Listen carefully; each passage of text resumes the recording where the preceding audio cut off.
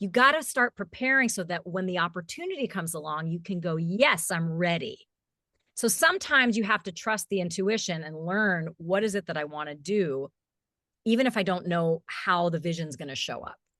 And this has happened to me so many times in my life, because what happened from that Ren Fair is somebody told us about a new theme park opening in Florida, and they were auditioning actors for the first time, and they were recreating the illusion of Hollywood, which was a similar environment to creating the illusion of the I want to say Middle East, and that's not what I want to say. Medieval times, like medieval time. Yeah, right. Elizabethan era, right. You're like a breath of fresh air, softly blowing spring through your hair, sunlight in the sky on your face, bringing joy and love to this place. Bring joy and love to this place in my heart. You bring joy and love to this place in my heart. You bring joy and love to this place in my heart. You bring joy and love to this place in my heart. Hello, I'm Carol B. Brown Jones, and welcome to GG United by Love, our home for practicing love in actions. That's with the S on the end, by choosing love in every action. GG stands for grandmothers and their girls, and that includes daughters, daughter in laws, granddaughters, grandsons too, your family and your friends. If you're here, you belong here, and you are welcome. This is where we gather to share stories, wisdom, and reflections about life, love, and legacy across generations. If this speaks to your heart, I invite you to subscribe here on Substack and stay connected with our community. I am glad you're here.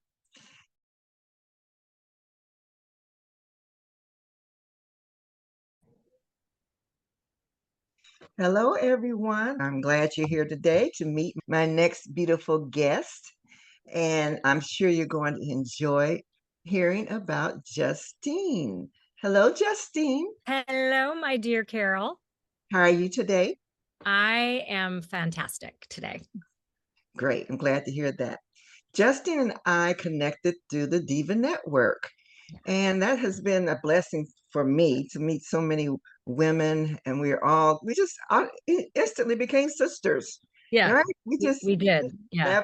Just, just everyone's supportive and everyone's here for everyone else. And I've interviewed several women from that group, and Justine is another one. So, Justine, tell us about yourself. And I always like to start where you grew up and what did little Justine want to do as a grown person, or when she was. Oh my gosh. I love that question.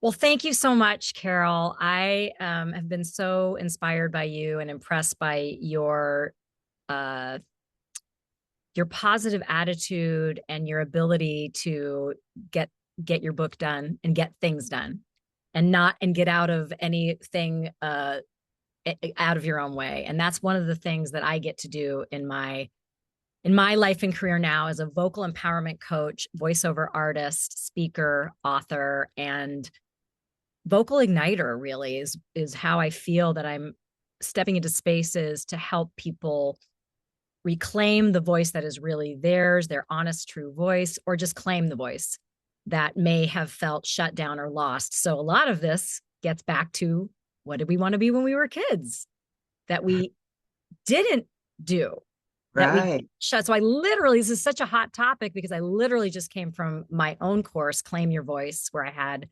today 5 women talking about this exact thing. And so it's such an important thing to talk about and think about, what did I want to do when I was little? And maybe, was I shut down? Am I doing some of that? Or can I find a way to reincorporate that thing that I wanted? So little Justine was born in Rome, New York, and it was my favorite thing to say as a young lady. I would go, I was born in Rome.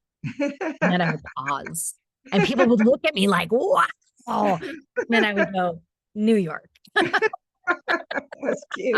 Which Never. is kind of funny. My parents definitely did instill the love of travel from a young age because they were big travelers and they took us with them. So that was probably the reason that I related. You know, we went to one of our first. They took us camping on stuff when I was really young. So the story is my family is East Coast immigrant families, generations back. My mom's family is from Germany that literally came through Ellis Island when my grandfather, whose name was Happy, which is really Hmm. cool. That is That's what we called him. His yeah. name was Al. The Reinhardts came through Ellis Island and before the war. And then my father's family came from Poland. So my family, both of my mother and my father, who didn't meet till later, but they grew up in Queens, Flushing, Queens. And when they got married, and my dad was in medical school, I think they ended up in Stanford and they fell in love with California. So they moved to California, even though I was born in Rome, New York, when I was pretty young, and moved to Sacramento, California. And so they kind of escaped there. I look at it now like they kind of escaped this, what may have felt like somewhat oppressive lifestyle of my dad's father was rather religious, Orthodox Jew. Although our family roots are just, to me, when I think of my family, it's lively and full of joy. And uh, the really cool thing is that I'm super, super, super, super, super close with my aunts, both my aunts and my uncle, who live in Rye, New York, and then my other aunt who was in New Jersey. So I always felt very bicoastal because my parents did one great thing along with the rest of the families. They kept us going back and forth quite a bit. So even though I grew up in Sacramento, California, I always really felt like I was from New York. I still do. I went back for acting classes. But little Justine really wanted to be an actress from a very Oh. young age and perform. But the story really is that I felt shut down. Um, the first time I remember feeling shut down was in fourth grade when I wrote a story called The Sexy Snowflake. And that was Fourth considered grade, huh? Fourth right grade. fourth grade, right? Back in the 70s, I'll age myself. And so my teacher, Mrs. Fleer, with her horn rimmed glasses, looked at me and was like, I'm calling your mother, right? Can you imagine today, right?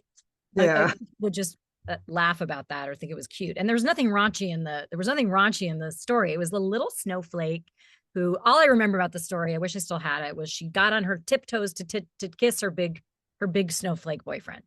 So my mother had my back, but that was the first time I remember going, oh, I just said something inappropriate. Okay. And then in fifth grade, I wanted to be in the school play, but I wasn't allowed to because my grades weren't good enough. Now, I was in Mm. a gifted program.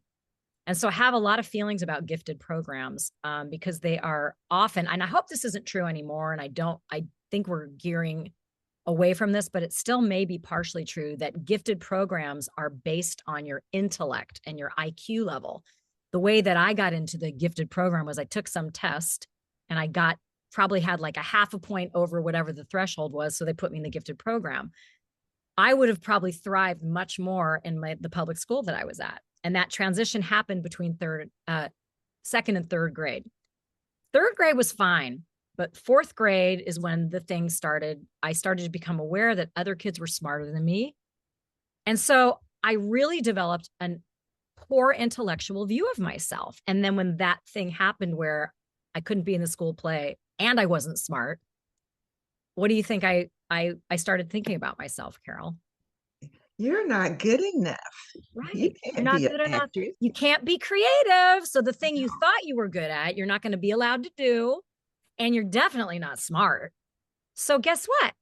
I'll be pretty. Okay. Now, unconsciously, I've really come to terms with this over time that I entered junior high school and high school afraid to stand out, then only wanting to fit in. This is probably not a really unusual thing for the kids of that age, but I knew I wanted to be in theater, but I was just completely paralyzed. I was terrified at that point because then I just had suppressed that desire. The funny thing was, my father is a piano player and he dreamed of having a quartet at one point. My mom played the viola for a second. My brother is a violinist and now still by trade a violinist. He plays for the opera and the ballet. So I was playing the cello. Now, you could have thought that was a great creative outlet, and it probably would have been, but I didn't really like it. So it Hmm. was something I was kind of doing for him. And in eighth grade, I finally decided I can't do this anymore. And I was too scared to tell my dad. So I told my mom and I made her tell him for me. And he was quite devastated. Um, and I only, it's funny, I haven't really thought about that, Carol, for a long time, but it's like funny that most people would look at and go, oh my gosh, you played the cello. But I just, lugging a cello around on this little girl, that it's this big thing. And I was getting good at it. And that's when I knew I didn't want to do it anymore because I thought, okay, if I keep going down this path, I'm really living someone else's dream right now. And this is not good. So I had enough foresight to stop, but I didn't have enough bravery to enter the thing I wanted. So between sophomore and junior year, when I was really hanging out with the popular girls and I was really into my feathered back hair and my boyfriend with his convertible Mustang, my mom said, you're going to go to drama camp. And I was like, absolutely no way am I going to drama camp. I was like, no way. I'm not going to become one of those people, those freaky drama people. I was completely just caught up in, perception and face value. And again, didn't want to stand out, wanted to fit in. But I said, well, what if I hate it? And my mom goes, I'll come get you. And so then I was like kind of stuck. So Hmm. they shipped me off to drama camp. And of course, you probably can guess what happened. I didn't want to You come home. loved it. So I started to find my voice and I was allowed that inner voice to come out. I felt accepted. I could dance. I could sing. I came back to school. I did plays. Those popular girls were still my friends. It was my junior and senior year of high school. I really remember very fondly, especially once I got rid of the boyfriend with the convertible. He was not nice. And again, I had no idea what my voice really wanted. So I got a little clearer and then it really changed the trajectory of everything I've done since. I mean, I can't tell you like, oh, it worked out great. I went from here to here to here. It was still, there were struggles along the way, but I had this inner voice that was a little bit more in touch with what I wanted to do. And I started to pursue acting and I was a theater major, which I always tell parents, make sure your kids get a business degree too, or study business because we tend to in creative fields, at least this is how it was. I hope it's changing, but in college programs they'll teach you how to act, but they won't teach you how to go get a job. It's like that doesn't do me any good, and until I can understand how to get work. So my senior year of college, there was a professor that came, a guest artist that came from Broadway who was a stage combat teacher, and he taught us stage combat. And I'm like, oh my God, he's from Broadway. So he knows what he's doing. I was graduating. And I just went up to him and I said, hey, what could I do to get paid to act like right now? What could I do? And he goes, well, I'm the fight choreographer for the Pennsylvania Renaissance Fair. Do you want to audition? This was back east. And I was like, okay, yeah, I've eaten a turkey leg before. I know what goes on at a Renaissance Fair. Um, and I had prepared a Shakespeare monologue or whatever. So I went and auditioned. And it's really funny because there were these auditions, which I think still go on for regional theaters across the country, and they're called the NEPCAs. And I don't even remember what that stands for, but they were big auditions. But I had missed the day of auditions. And what happens is you're auditioning in front of a lot of different regional theaters, and then you'll get callbacks, and then you go to the callbacks. So the auditions had happened. This guy set me up, and I went to a hotel room with two guys. I mean, this would be like nobody would do this today, right? Right, I'm right.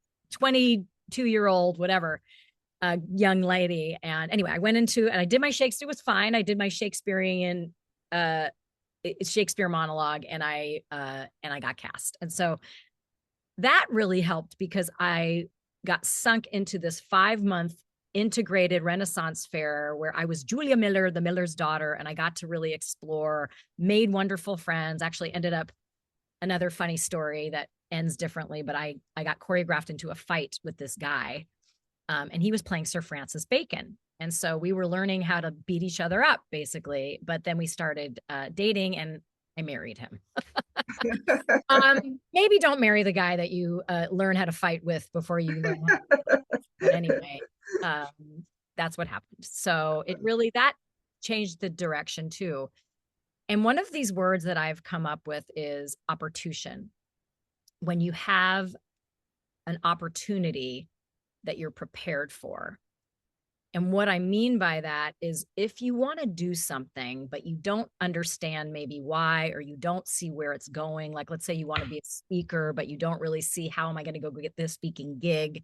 You got to start preparing so that when the opportunity comes along, you can go, yes, I'm ready. So sometimes you have to trust the intuition and learn what is it that I want to do, even if I don't know how the vision's going to show up. And this has happened to me so many times in my life because what happened from that Ren Fair is somebody told us about a new theme park opening in Florida, and they were auditioning actors for the first time, and they were recreating the illusion of Hollywood, which was a similar environment to creating the illusion of the I want to say Middle East, and that's not what I want to say. Medieval times, like medieval time. Yeah, right. Elizabethan era, right. So I auditioned and I was cast there, and my improv skills got me there. And then they were auditioning people for the Indiana Jones stunt show because they had hired actors that couldn't do stunts and stunt people that couldn't act. And I could do both because the stage combat, and I learned even more. I got certified at the Ren Fair and stuff. So opportune.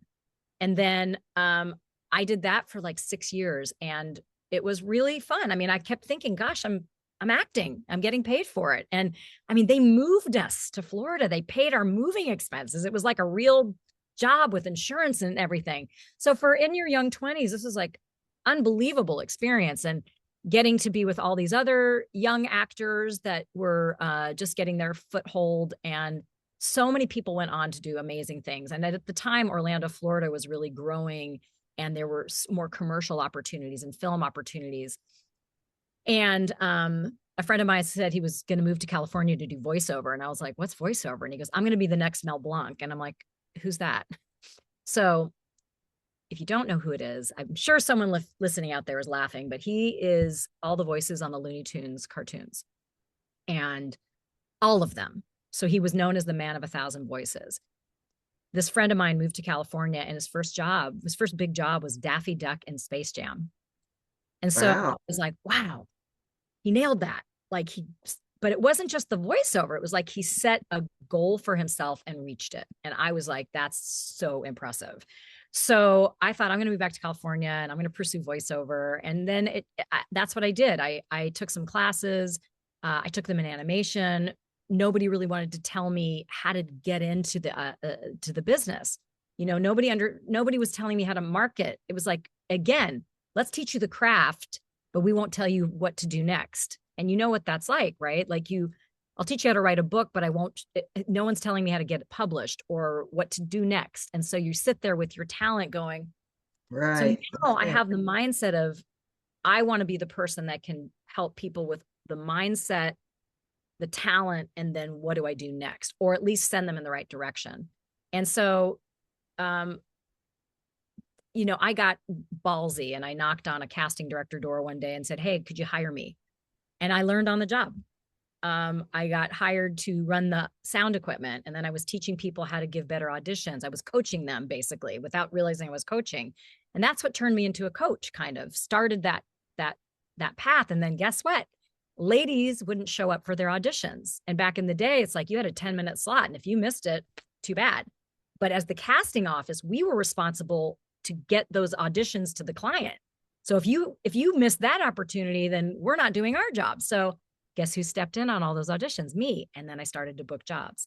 And you know why? Because I was prepared, right? I love that. You definitely gave a definition and working explanation of your word that you created. And it's 100%. So appropriate. That's such great advice, because how many kids go to auditions, or not just auditions, job fairs or interviews, and they really don't know, they're not prepared. They're not prepared. They don't necessarily know what they're looking for. So it's always about, what is the vision I even want? And then you do need the mentor. You do need the person or the people or the team to kind of guide you onto where am I going to find the things, the assets I need. And that's where I think my life has taken me now, to help people get the assets to connect to their voice, to create their vision, and then monetize it. So I came up with 3 words now around claim your voice. Visualize. Where do I want to go? Okay, I want to go to California and be a voiceover actor. You don't need to move to California to do that anymore. I want Right. to be a voice actor. I want to be a speaker. I want to write a book. Okay, great. How do I speak that into reality? How do I put my voice behind it? And who is it that I need to help me make those moves?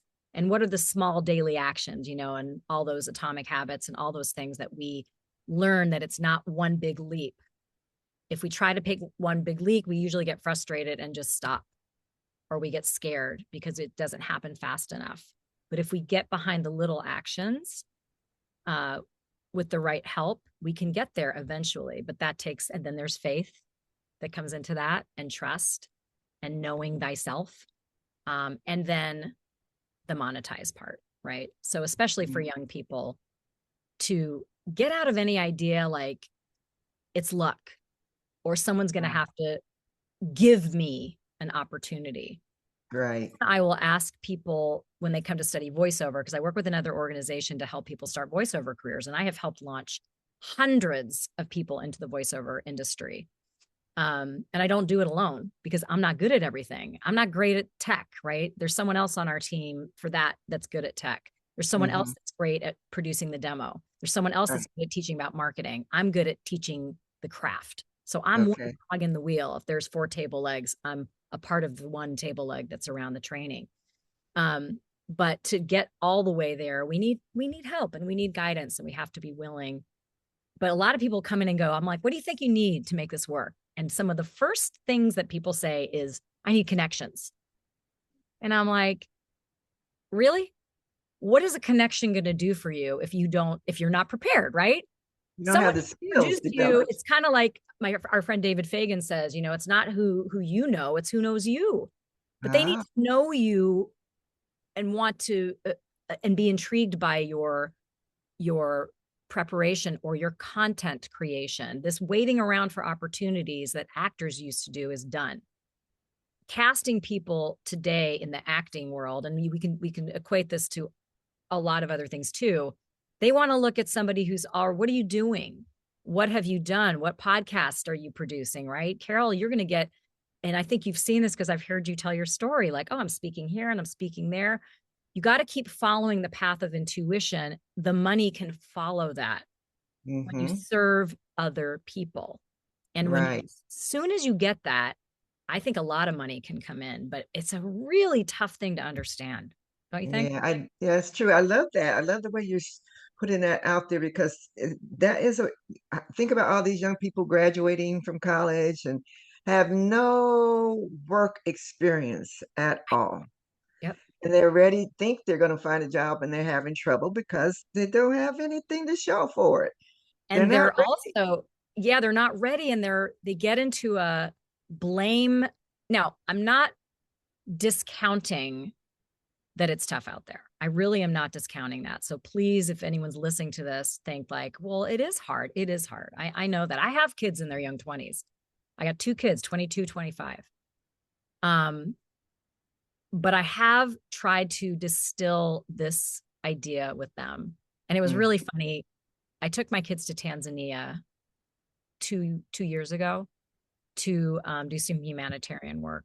It was a really incredible experience. We got to go to Tanzania, and we were working in the same area of menstrual equity, giving young women their voice through getting to stay in school by having menstrual products that they just don't have. So they drop out of school. But we were talking to the boys too. And the boys were learning to support the girls, but also just helping them with speaking, actually, mm-hmm. helping with some speaking skills. And um, one day when we were trying to our team that was there was trying to figure out, like, how are we going to talk to these kids? What are we going to say to them? And my older son goes, Mom, why don't you do that thing? Why don't you talk to the kids about like how they can dream bigger and visualize their future? And I was like, You paying attention to. So sometimes, as much as they kind of like, you know, it's sinking in. And right now, my son just graduated from college. It took him a lot. My older son, they're both graduating at the same year because my older one got caught up in COVID. He took a semester off, but he did it. He graduated. He's already got his diploma. And you know, what I'm watching him do is pick up a lot of freelance work on his own, Mm-hmm. as opposed to just waiting for that perfect job. He's busy. I know he's not in the ideal situation yet, but he's just continuing to move forward. Mm-hmm. And that to me is the key. Continue to move forward, continue to create if you're a creative, and we're all creative. Continue to, maybe you do a job for free, maybe you do an internship uh, to get around the people that you can learn the skills so that you're preparing yourself for your ideal job. And it won't happen like that. There is a desire in the younger generation too, to not maybe want to take a job they feel is below them. That is a thing. I have talked to my kids about that. Both of them have done service position jobs. Both of them have waited tables. Both of them have done things that they didn't love. But to me, I look at that as an investment in the thing you do love. Don't look at it like a dead, and that is hard for them because I think sometimes younger people, they're like, ugh, I'm waiting tables. That's all I am. I'm just a waiter, which, by the way, no shame in being a waiter. It's a necessary thing and you can be great at it. Right. And I've noticed this with voiceover too. People want to come in and study voiceover and make money at it right away. Well, you're not going to, because there's too Mm-hmm. much. You got to prepare. You got to get your assets together. You need your coaching. You need your equipment. You need your demos. You need those things to say, I'm a voice talent, as Mm-hmm. opposed to I'm trying to be XYZ. And Right. so, yeah, that's I, kind of I the I space. like to help people think about volunteering too. Oh, yes, my You can dear. learn so much by volunteering and all those little jobs, on the job training. Absolutely. You're learning skills like waiting. You're learning how to deal with people. You're You're learning dealing how with and deal with pressure. and pressure. Yes, you're learning You how know, to. Yeah, you're learning a lot of skills there. you're So there's no job that's not teaching you something that you can use later. Yes, 100%. That's Yeah. that's that's absolutely the case. Yeah. Tell us more about the your project with the girls in Africa. Oh, yeah, thank you. And you were so lovely. So that first year was in Tanzania and then more recently in October. And this really came through creating space and speaking up. I was going back to Kenya or back to Africa, but this time it was Kenya. And when I agreed to go on the keynote tour, I told our fearless leader, David Fagan, I want to come, but I want to be able to do the same mission. Help mission is not the right word, but do the same humanitarian work, help girls have a voice through menstrual equity.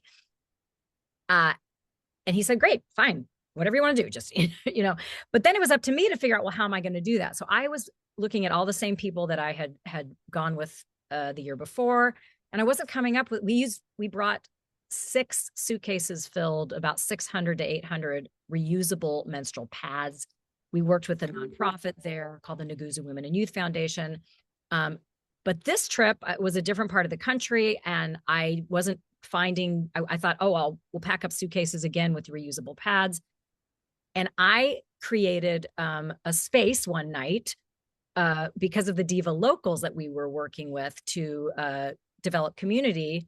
And I said, let's do a little fundraiser for this. Let's do a fundraiser to support. And I thought, okay, at least I'll get money and we could donate a sewing machine or something. I had no idea what the outcome was going to be, but again, created the space to speak about it. Well, lo and behold, somebody who I knew brought somebody who brought somebody who heard me say, I'm looking for this. I'm going to Kenya, menstrual equity. And he said, I got someone for you to talk to. She's doing what you're doing. And her name was Christine Denning Guard. And she has an organization called the Could You Cup. She was already in Kenya. What she needed was a voice to talk about it, to bring more cups there, to bring them into schools, and to get her trainers that were already there to go do what they were trained to do, teach the girls how to use the cup, because it's a menstrual cup. As you know, I have a movie. You allowed me to play it on your book launch. And I'm You'll going to play it here too. Okay, I beautiful. Yeah, I love it. I love it. I love it. Because that's what she actually just called me today. We are really what they need is exposure. What they need is they still, of course, need financing, but they're already have a lot of momentum. So it was so incredible. Julia, thank you for your coming here.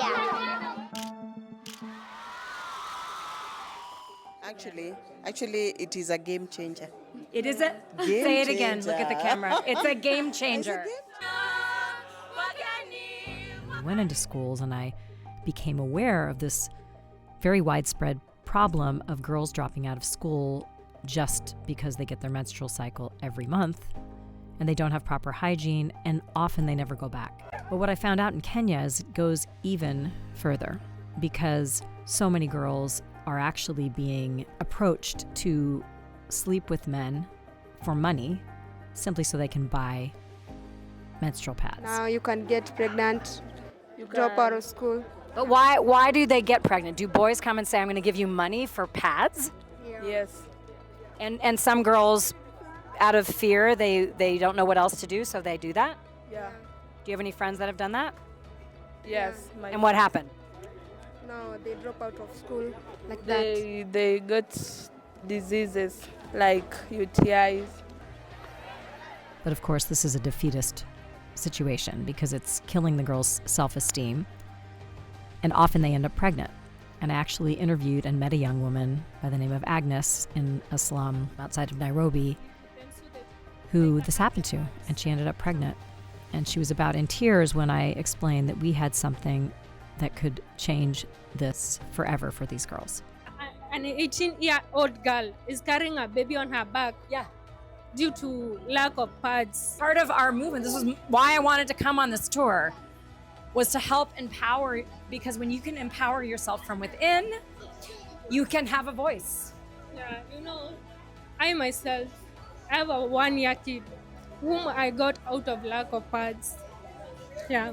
And because that happened to you. Yeah, that just happened. So, I would say I'm a witness. You're not only a witness, you experienced it. I experienced it myself. So I want you to know that just because that happened, you can be a voice. You're telling me about it. I'm going to do something about it. So your voice has power. Thank you. Yeah. That means a lot to me. We're going to follow up and see how this goes, okay? Thank you. Okay. No more stressing out about pads because a Could You menstrual cup costs $10 and can last for 7 to 10 years. Allow me to ask something. Absolutely, yes. Yeah. Most of our girls around that age, probably they have not had a lot of sexual activities. No. Or probably nil. Is it going to interfere with their virginity? No, it can't. It doesn't break virginity. It's just okay. Plus, we usually advise people from 15 years and above to use it. 15? Yes. 15 years and above. 15 years and above. That's important. Not for Yeah. not for the little ones. Not for the babies. Being taken advantage of, and that makes them more vulnerable in the community. And that's why now being in school is more safer. And if we get friends like you who can support in one way or another, this can really make it life easier on their side to keep them in school and to avoid these favors that come with being provided for by strangers out there. I am Superwoman. Do you know the song? I am Superwoman. Superwoman. Superwoman. Superwoman. Amazing. Especially in our districts there. Some of them are exploited by those border riders so that they can get the pads because of the poor statement that they have because of the poverty in their home. With this cup, they can stay in school, and 1% only go to college now. Now, what could happen if you could get to college? My dreams could come true. Your dreams could come true. So this matters. It matters. It does matter. All right. What's your name? Yomela. Yes. Yes. Yes. Thank you so much. One more time. Could you cup? Woo!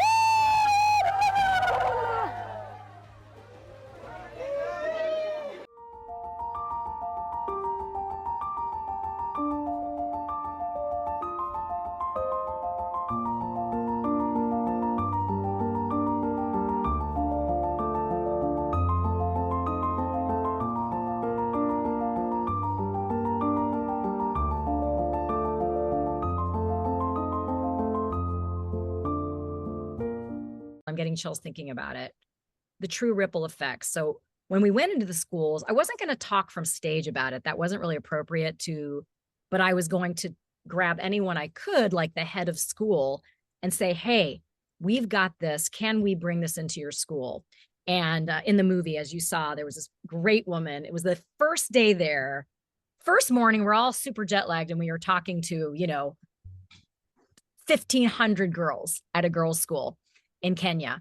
And a lot of the girls at this girls' school, it's called the Moi School for Girls, they are parliament kids and stuff. So direct line to some government, really great place for us to be.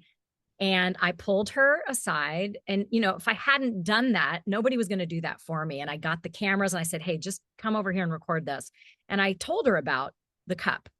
And she was like, it sounds really good, and she says, but she had concerns. Does it break their virginity? This is the first thing that comes up, right? These girls are not used to touching their bodies, right? They don't use tampons, but they have a waist problem. And then we find out the girls are getting sex trafficked for money for pads. They're dropping out of school. So this cup allows them to stay in school for 7 to 10 years for $10. Wow. Or potentially a donation from somebody. If they donate, $100, that's 10 girls' lives could change for 7 to 10 years. If we can keep them in school, they can give back to the community. Their whole community can change. So it's really massive what one little cup has the power to do. But it really requires education, because you can't just hand the cups out. You got to teach the girls how to use them. So we have since gone into some of the slums that we visited that had exposed this problem. We have done trainings. I would say there's at least 400 or 500 girls that have the cup now that didn't have it a few months ago. So that's 500 lives changed right there. And we want to keep going with that. That's beautiful right there. That's impactful. Congratulations. Yeah. Congratulations. And that's the ripple effect. It's really funny. I was just in Las Vegas, and I got to go to Las Vegas. I have a big life now, and it's not because I make a lot of money necessarily. It's just I've allowed a bigger life. I've said yes to more things, and it is making more money, I guess, too. But we were sitting, we were going to see the Eagles concert. We were sitting at a bar having dinner, and the two people next to me were watching the game, and I just started chatting with them, and he was from Kenya. The guy was from Kenya, or from Tanzania and Kenya. And I said, oh my gosh, just went there, told the story. Well, not his wife, I think his girlfriend, but they'd been dating like 3 or 4 years, and she'd gone back with him. And she just said to me, the women are so oppressed there, and there's nothing we can do. I feel helpless. And I was like, you're not helpless. But this is the problem, right? This is the attitude we have. There's nothing what can I do? Well, what could I do? Look what I did. All I did was speak up, and found the right people found me. So I told her what we did. It still was not clicking. Even the guy was like, you're not listening to what she's saying. She's giving you an opportunity to actually take action and do something. She goes, I just want to go over there and take them all home with me. I'm like, yeah, well, you can't do that. You can't go over and take them all with you, but you can go over there and be a mouthpiece, or you could just donate. So that's the service piece, Carol. And it really is, part of a full life is somehow being of service, and how it gives back to you. And I think I really wasn't taught this. My parents are lovely, but they did not teach me this piece. I really had to learn this on my own. And it's changed how I act. I think I was perhaps a little bit more entitled in my life. I didn't have the idea of what can I give you. I was more like, what can you give me? I just wasn't taught that. I have forgiven myself. I've forgiven my parents for not teaching me that, but it took me time. And if anything, I think it's the one piece that I would love to do a part of my life over, to learn that earlier, because it changes you and it changes how you act in relationships. And it gets us out of the best thing to do when I'm feeling angry, sad, resentful, blaming someone else, is get in service. Get in service. I've learned some of that through 12-step work as well. Well, you have to, like you said, forgive yourself. Timing is everything.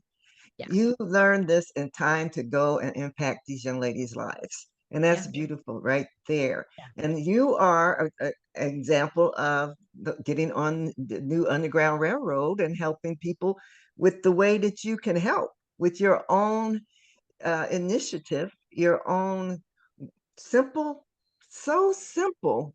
I mean, Yeah. we take it for granted here, but actually, recently I just heard that there's still the same type of problem here in this country where some girls miss school during their period because they don't have supplies. So it is a big problem that is overlooked, and it does impact their lives, their education, their opportunity to go on and get better lives through being employed and having the gift of being educated. Because it's not now, no, not every girl in Africa is. I mean, a lot of them they have to pay for education and they can't afford it. But then Well, if it's not, and so there's that problem, right? There's the problem of affordability of education. And so something like 11% get to secondary school, Mhm, only maybe 1 to 6% can go to college. And mhm. so, yeah, there are other resources that need to be there, but what if we just take this one thing? Because if they don't have to pay for pads and they can stay in school, they have a much better chance of looking at scholarships. Over there, boarding school, some of us took on one of the Jim and Nicole Poole are like this amazing couple, and their organization is called NewCom. It's a great com. It's an app. You can look it up. It's fantastic. I think you can try it for a week for free, and it really changes. It's sounds and meditations that literally change your brain chemistry to help you sleep, to help you process, to help you get ready for more powerful work. And they've gone back so many times. They've adopted quite a few kids or helped them pay for their schooling, because it's like could be like $500 to $700 for a year. That's it, compared to what we would pay for that kind of education here. Mhm. And so there's some systems in place, but yeah, they need a lot of help. And so we all have to pick our thing, Right. and menstrual equity is something that is also needs to be addressed in America. It's not It is. just in third world countries. It's such a simple thing. Like, we don't talk about these things. We don't even talk about the fact, let me not talk about the fact that I bleed every month. I bleed every month. Right, Every month. right. Every month. I have to. This is how I was built. It's not my fault. I didn't, but how many of us have stories of, I have one from junior high school where I was cheerleading and didn't have menstrual products. And I got up to go, I'm in my short skirt and then there was blood on of the seat. I told that story to some young girls in Africa and they're like, oh yeah, I've had that. love to have the opportunity to be cheerleader. Yeah. This is really powerful. And the fact that we got some of the heads of schools that were male talking about it and saying, yeah, if we keep these girls in school, they're safer too. They take them off the streets. One of the young men was telling us it's the boda drivers. And then I had to ask somebody who's Kenyan who was helping me edit the video. I'm like, what's a boda driver? He started laughing. He goes, it's the taxi drivers. I said, okay, well, please put in the subtitles, taxi drivers, because what he was saying is there'll be these girls will get in a take an Uber ride and end up like getting bribed to get money for menstrual pads. And then what happens? They end up pregnant. They have diseases. Right. So anyway, I love the fact that we can expose that this is an issue, and the more ears that hear it, the more we can do about it. And it was so great that you got a video of it, and the video is well done, and it makes the understanding of the impact and how this can definitely change lives. Great job. Great job. Thank you. Thank you. You're welcome. Yeah. Okay, let's see what else. What else you like to share with us? Well, I think, one of the things I'm launching this year is my program, Claim Your Voice, where it's a 6-week program where we're going to go through and look at where you have felt shut down. If you're working on something, great. Even if you're not working on something, but you feel like, I just don't want to, I had a gal, I always ask, what brings you here? What would you love to work on where you have more of a voice? And sometimes it's literally, I want to create content, I want to be a speaker, or I want to do voiceover. And sometimes it's, I want to have more assuredness when I feel like I get walked over, or I feel like in negotiations, I can't speak up. So let's minimize that so that you can speak up, so you do have more power in your literal voice. And so that's part of it. Also, I'm helping people create audiobooks, and it's not just, it's really information and knowledge. If you have a book already, your audio is such a great asset. There is an easy way to get it done with a real narrator, but you need a navigator for that. So I have a program, and I'm working with some publishers. One of them is Mary Gooden, who I adore. I always love partnering with publishers, and we're trying to offer this at an affordable rate that's done for you. So you don't have to deal with all the back end. And we could do with you, we can do for you. So really reach out to me to get information or have a consultation about that. A lot of authors want to do their own books like you. So what I did come up with is, instead of you having to figure out how to do the entire book, maybe you just do a chapter, and then you get a professional narrator to do the rest of it. So that's a thought. But you still need help. So I partner with another amazing audio guy, because this is not my forte. Like, we need the team effort. I have an audio guy who's amazing, and he's helped a lot of authors do their audiobooks, but he doesn't necessarily coach them. So I'm going to help coach his audio authors, and he's going to help with the audio for some of my authors. So and it's less work for him if he only has to help you figure out how to do one chapter than do an entire book. And that way you still can have your voice part of it. Or you just say, you know what? It doesn't matter. I want this voice read by a human narrator to really bring it to life. And that's what voiceover talent is trained to do. And a lot of my voice talent wants to have the experience. So it's a give back. It's a give back. Maybe they don't make a lot of money with their first book, but they can be on Audible and get their name out there. And then everyone's got to get started. So that's part of that. So I'm kind of doing like a matchmaking program there. That's good. Now talk about the new AI competition for voice artists. Yeah. From humans that we can't get from AI. Right. So it's very, very hot topic right now in our industry. So AI voices have been out there for a while. And I always turn the conversation back to the listener. So if you, have you ever heard something that made you feel a little uncomfortable because you weren't sure if it was human or not? Yes. And what is the reaction that you're having, either on the phone with one of those kinds of voices, or listening to maybe a book that you're not connecting with the voice? What's your reaction? What do you feel? Well, actually, I'm going to talk about a song. So I was on YouTube listening to songs supposed to be, and it says John Legend and Alicia Keys.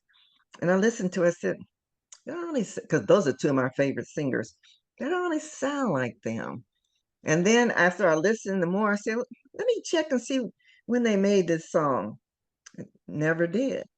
They never did make that song. I said, and then I found that there was a whole playlist of AI generated songs, and they were using names of artists, but it wasn't the artist. And I said, I'm not listening to this. I'm not going to continue down, this playlist, because I didn't like that, So it does turn you off, especially when you're thinking, this is not real.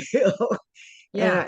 And yeah, especially when they name the people that are supposed to be sounding like. Now I have started making AI songs, but it's not supposed to be any particular person singing.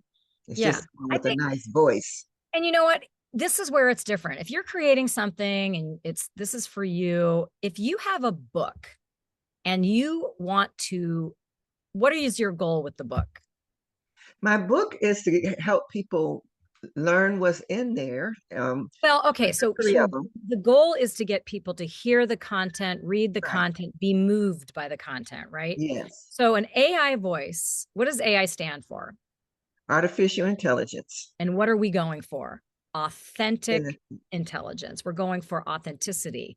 We want to move people. A professional narrator knows how to bring words to life with emotion. That's the whole job. That's my job.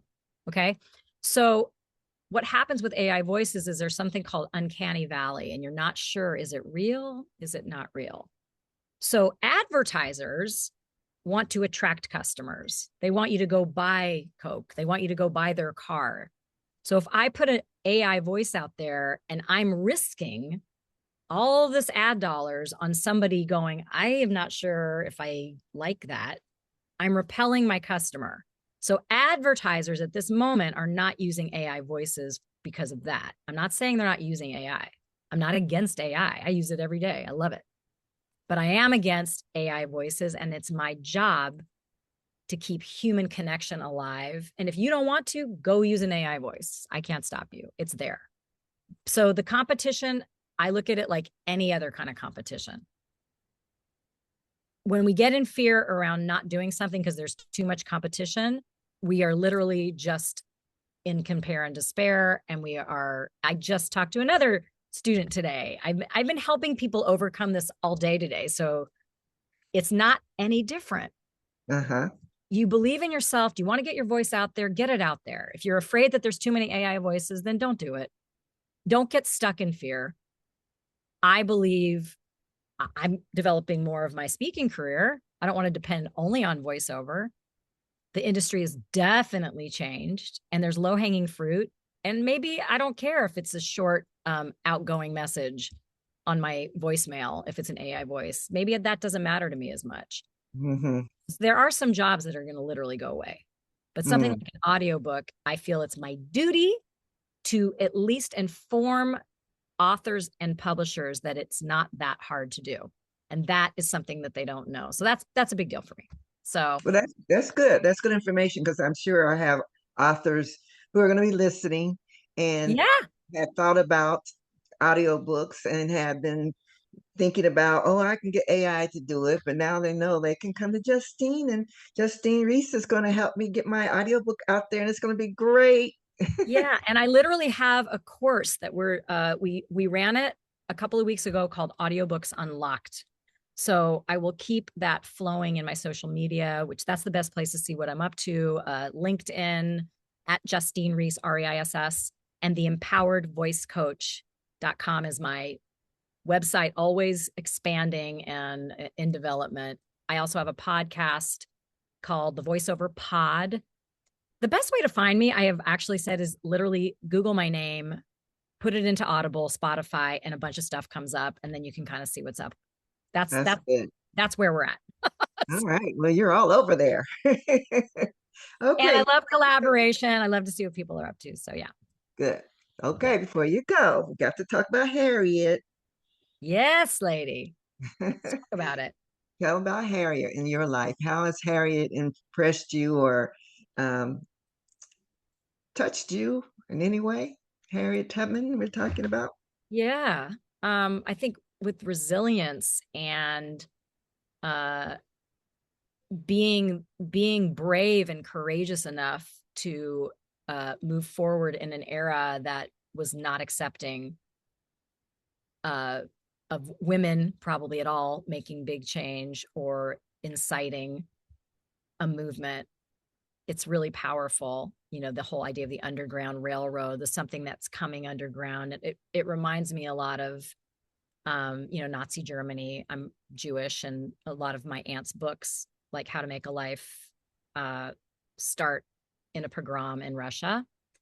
And that feeling of I've got to stand up and stand out. And it's so much about having a voice and speaking up and not being afraid and doing it sometimes unapologetically. You know, we're at a real, so that does move me. But also, I'll be honest, right now in our world, there's so much othering and divisiveness that I even have to be careful. Where am I standing? And can I stand a little more in the middle to hear both sides? Can I be human? And can I understand why everyone's got pain and trauma and the sexy snowflake that they got shut down in 4th grade, their version of that, probably much worse in a lot of cases, right? And of course, I haven't gotten to my deep trauma, but but it's all, we all suffer.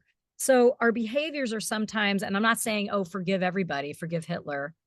I mean, I don't even I don't know how that word stands, but to understand that at the base, everyone is struggling with something, could be mental illness. So I think the idea of Harriet Tubman moving something along, even when she was told no, where did she find her power from? How can we all dig down deep into that power that we have as women, especially, and keep moving forward without shaming another person? Mm-hmm. That's why I say she had to have self-love. What Right. else could motivate her and even make her think as a little girl that she deserved to be free?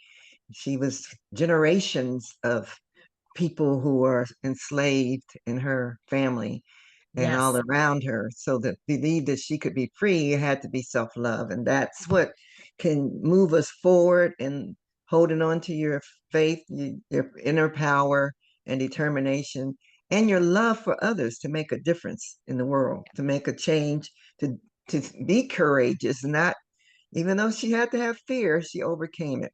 Yeah. Love it. Yeah. Like we all need to do. That's the lesson that we all need to hold on to. Yes. Yes. Yes. Well, I loved this conversation. Thank you for inviting me into it. It was so great. Definitely. We've been talking and we haven't gotten here yet before now, but we finally did it. And thank you so much for being here. And we will stay in touch. And I will include all your contact links in the video. Yeah. And one more book that I always love to talk about is this book right here called Kvell, Kvell. It is all about how we encourage other people. It's a Yiddish word that really came up from women, grandparents glowing up on their grandkids. And that really is appropriate for your show. So Yeah. you should actually have maybe the author. And so I narrate the book. Okay. It's an hour and a half. You could listen to it over and over and over again. My lovely, lovely author, Barbara Edelston Peterson, is amazing. And she's quite a woman herself. The opposite of this word is kvetch, complaining. You probably heard that word. So Kvell, we want to put that into the lexicon. So anyway, I just had to give a little plug for that because I saw it. Well, thank you. I'm glad you did. And what's the other one? Clara's Truth. Clara's Truth. I have Walking on Fire. The Clara's Truth is these are some historical fiction. This is more in the fiction realm. And then How to Make a Life is this here. But again, like look up my name spelled. You'll see all the books I've done. Okay. Pick something you like and listen. And then write a review. We always need that. Okay. We'll make sure people are doing that. Thank you, Justine. Thank you so much. Thank you. Mm-hmm. Bye. Bye-bye.